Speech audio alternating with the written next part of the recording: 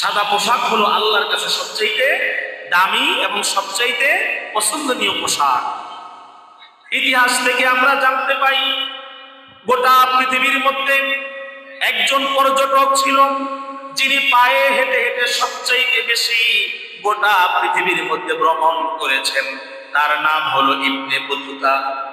ইবনে বতুতার নাম শুনছি আমরা, যিনি ভূ পর্যটক গোটা পৃথিবীর মধ্যে যিনি সবচাইতে বেশি পায়ে হেঁটে ভ্রমণ করেছেন, সে একজন মুসলমান। তিনি বাংলাদেশের চিটাগাং নগরে দিয়ে প্রবেশ করে আমাদের সোনারগাঁ দীর্ঘ অনেকদিন অবস্থান করে সর্বশেষ তিনি যখন সিলেট অঞ্চলে গেলেন, সিলেট অঞ্চলের মধ্যে গিয়ে দেখলেন হযরতে শাহজালাল শাহপুরান ইয়ামিনী রহমাতুল্লাহি আলাইহি তার দলবল নিয়ে তারা সকলে মিলে রাত্রিবেলা তাহাজ্জুদের নামাজ পড়তেছে এবং সকলের গায়ের মধ্যে সাদা পোশাক। সুবহানাল্লাহ। ইবনে বতুতার সঙ্গে হযরতে শাহজালাল শাহপুরান ইয়ামিনী রহমাতুল্লাহি আলাইহি তাদের সঙ্গে দেখা হয়। ইবনে বতুতা বাংলাদেশের মধ্যে আগমন করেন। তিনি বাংলাদেশের মধ্যে 1345 খ্রিস্টাব্দে আগমন করেন। তার সঙ্গে হযরতে শাহজালাল ইয়ামিনী রহমাতুল্লাহি আলাইহির সঙ্গে যখন দেখা হলো, তিনি তাহাজ্জুদের নামাজের সময় সিলেট নগরীতে দেখলেন সকলে মিলে সাদা পোশাক পরে তারা নামাজ আদায় করতেছে। ইবনে বতুতা তিনি তো একজন পর্যটক, একজন গবেষক। তিনি জানতে চাইলেন আপনারা সবাই কেন সাদা পোশাক পরেছেন? সুবহানাল্লাহ। আমরাও আমাদের পোশাকের ক্ষেত্রে, পাঞ্জাবির ক্ষেত্রে, টুপির ক্ষেত্রে বেশিরভাগ সাদাটাকে আমরা বেশি পছন্দ করি। কি বলেন, ঠিক না? এই যে সাদা পোশাকের একটি ছোট্ট ইতিহাস মাঝখান দিয়ে বলি যে কেন আল্লাহ রাব্বুল আলামিন ইহরামের কাপড়টাকে সাদা করলেন, আমাদের কাফনের কাপড়কেও সাদা করলেন। ইবনে বতুতা শাহজালাল ইয়ামিনী রহমাতুল্লাহি আলাইহিকে জিজ্ঞাসা করলেন।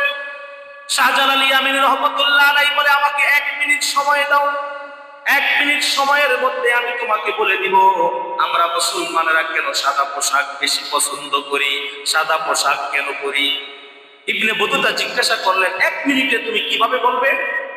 শাহজালাল ইয়ামিনী রহমাতুল্লাহি আলাইহি বললেন যে 1 মিনিটে আমি আমার মদিনাওয়ালা নবীর সঙ্গে কানেকশন লাগায়া আমার নবীর কাছে আমি প্রশ্ন করব, ইয়া রাসূলুল্লাহ, আমরা মুসলমানেরা সাদা পোশাক কেন পরি?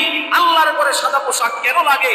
মৃত ব্যক্তির জন্য সাদা পোশাক কেন লাগে? সুবহানাল্লাহ। আল্লাহর ওলিরা পারে কি পারে না? বলেন, পারে কি পারে না? এই বিশ্বাস অন্তর রাখার দরকার আছে না নাই? আল্লাহর ওলিদের পাওয়ার, তাদের কানেকশন, তাদের নজর আল্লাহ রাব্বুল আলামিনের গোটা আরশ পর্যন্ত তাদের পাওয়ার চলে যায়, তাদের নজর চলে যায়। সুবহানাল্লাহ।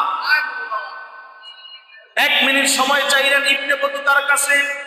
শাহজালাল ইয়ামিনী রহমাতুল্লাহি আলাইহি সিজদায় পড়ে ধ্যানমগ্ন হয়ে আল্লাহর হাবিবের সঙ্গে কানেকশন লাগায়া রাসূলের কাছে জানতে চাইলেন, ইয়া রাসূলুল্লাহ, ইয়া হাবিবাল্লাহ, এই প্রশ্নের উত্তর আমাকে দেন, কারণ আমার কাছে যিনি এসেছেন তিনি পায়ে হেঁটে হেঁটে গোটা পৃথিবীটা ভ্রমণ করেছেন। সুবহানাল্লাহ। আল্লাহর হাবিব সাল্লাল্লাহু আলাইহি ওয়াসাল্লাম স্বপ্ন যোগে শাহজালাল ইয়ামিনী রহমাতুল্লাহি আলাইহিকে তিনি জানিয়ে দিলেন যে, হে শাহজালাল, তুমি শোনো, মুসলমানদের জন্য সাদা পোশাক, বাইতুল্লাহর জন্য সাদা পোশাক, মৃত ব্যক্তির জন্য সাদা পোশাক এই জন্য কারণ আল্লাহর জান্নাতের মধ্যে প্রত্যেকটি মানুষের পোশাকের রং হবে সাদা। সুবহানাল্লাহ। এটা আমার বানানো কোনো কথা না। ইবনে বতুতা তার লিখিত কিতাবের মধ্যে তিনি এই ঘটনা উল্লেখ করেছেন।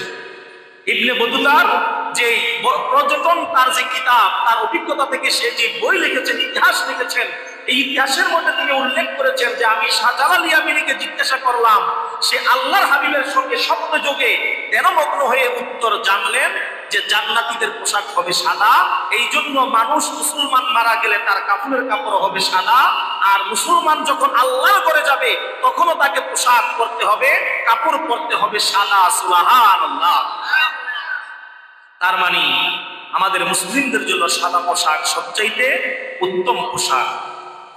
আল্লাহর হাবিব সাল্লাল্লাহু আলাইহি সাল্লাম বলেছেন, ইসলামে মহিলাদের জন্য, নারীদের জন্য কোন রং নির্বাচন করা হয় নাই। নারীরা যেই রঙের পোশাক মনে চায় পরতে পারবে, নারীরা সমস্ত রঙের পোশাক পরবে। নারীরা হাতের মধ্যে মেহেদি লাগাবে, হাতের মধ্যে মেহেদি লাগানো সুন্নাত।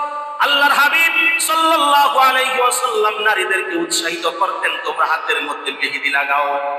সাহাবাই আরজ করে, ইয়া রাসূলুল্লাহ কেন? আল্লাহর হাবিব বলেন, একজন মুসলমান পুরুষ যদি রাস্তাঘাটে অ্যাক্সিডেন্ট হয়ে মারা যায় তাহলে তাকে চিনার উপায় আছে, কিন্তু একজন মহিলা যদি রাস্তাঘাটে অ্যাক্সিডেন্ট হয়ে মারা যায় তাকে চিনার উপায় হলো হাতের মেহেদি। সুবহানাল্লাহ। এটা রাসূলের হাদিস যে মহিলারা নিয়মিত হাতে মেহেদি ব্যবহার করবে।